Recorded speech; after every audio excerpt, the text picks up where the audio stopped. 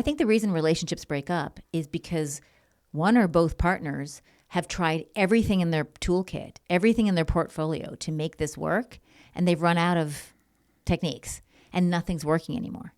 And so in their mind, the only option for them to have sanity and to love their life again is to leave. But it hasn't occurred to them that the skills that they're missing to make this relationship work is actually the skills they're going to need for any relationship that they go find next. So what I highly recommend couples do when they think it's time to break up is get support, is bring it to a wider community. Get a coach, get a therapist, like really get someone else in there in the relationship to help them see where they're avoiding certain feelings, where they have missing skills that they need to learn. It's almost like you've bought a gym membership and you're going to the gym and you decide, oh, this isn't working. I've got to quit this gym membership and go find another gym membership. But you've already paid for this membership.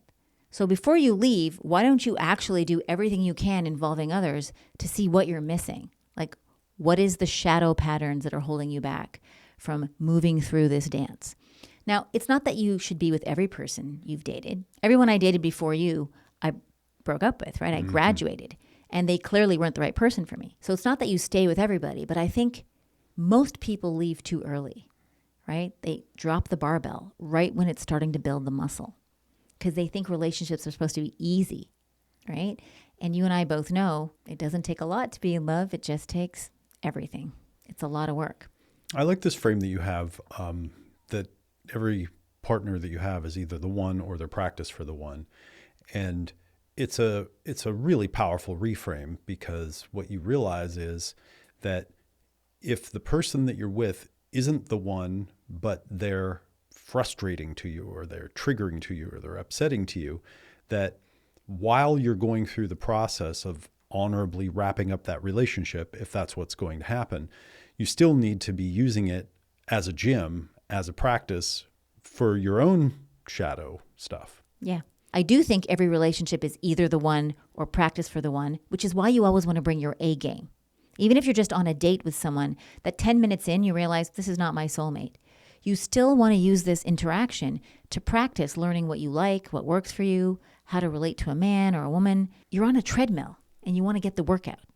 And so use every relationship you're in as a gymnasium to build your emotional skills, your ability to regulate, your ability to represent your needs and wants, your ability to build connection, your ability to hold a boundary, your ability to ask for things. These are all skills you're going to have to learn.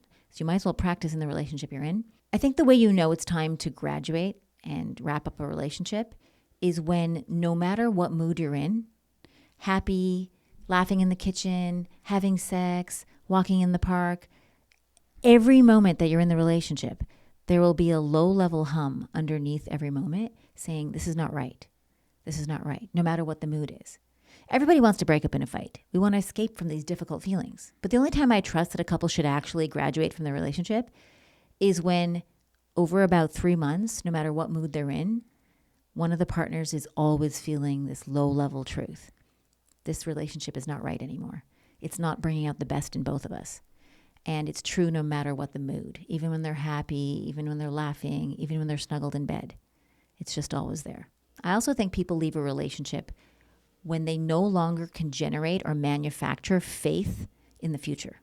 They literally can't vision a future with this partner anymore. It goes blank, it goes dark. And it doesn't mean that they're supposed to break up at that point, but it does mean they're unable to be a visionary. And you need to have at least one visionary holding a future for the relationship to live into. So that's one of the things I love to teach my clients and my students is how to manufacture faith from scratch. Because faith is not based on the past evidence or current proof. Faith is based on you engaging and connecting to a future that you audaciously create from your imagination. And not many people know how to do that when things are tough.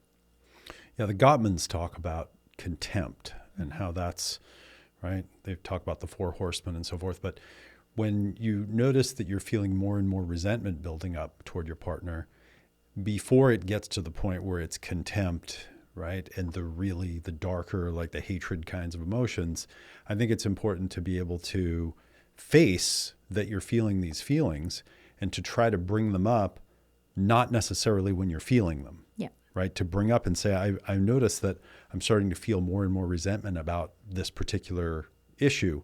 A lot of times in relationships, we expect our partner to rescue us, or we expect them to notice that something is bothering us or it's not making us feel good. And then we don't say it. We don't actually say to them, hey, when you touch me that way, it doesn't feel good. Mm-hmm. Or when you ask me in that voice, that makes me, feel fear. To help the other person understand.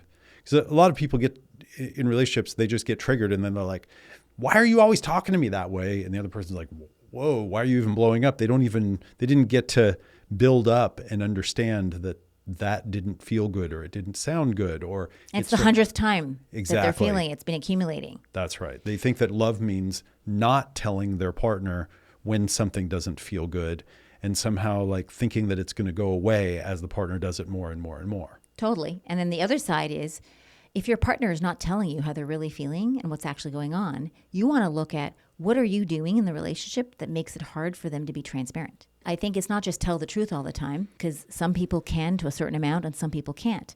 And so it's our job to be making it safe enough and being receptive enough so that your partner feels inspired to come forward and be transparent about what's really going on for them. Even doing a checkup weekly, like, hey, is there anything going on for you this week that didn't work in our relationship? Is there any frustrations or resents that you're harboring?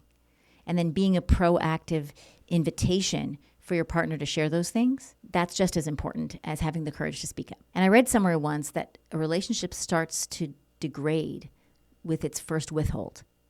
So as you withhold more and more, you're letting less of you be seen, the intimacy decreases, and it's like termites eroding the foundation of the relationship. So being honest about what's happening in real time, while it can be difficult and confronting, it's actually developmental. And being a proactive inquirer, make sure your partner isn't harboring resents, frustrations, heartbreaks without you knowing. So you want to be proactively asking and inquiring whatever their withholds are, so that what's really going on is at the surface. And if there comes a point where you actually feel it is right to graduate and wrap up this relationship, you want to do it in a way that optimizes for conserving your self-esteem and their self-esteem and the dignity of the relationship. Because the quality of your last breakup governs your success in the next relationship. And so I recommend you do it from an open heart. You do it from a place where you're the most loving and you're connected to the beauty and the intelligence that characterize that relationship, and tie it in a bow. We're sharing the tools that we learned in the laboratory of our relationship. Follow us if you want to take your love life to the next level.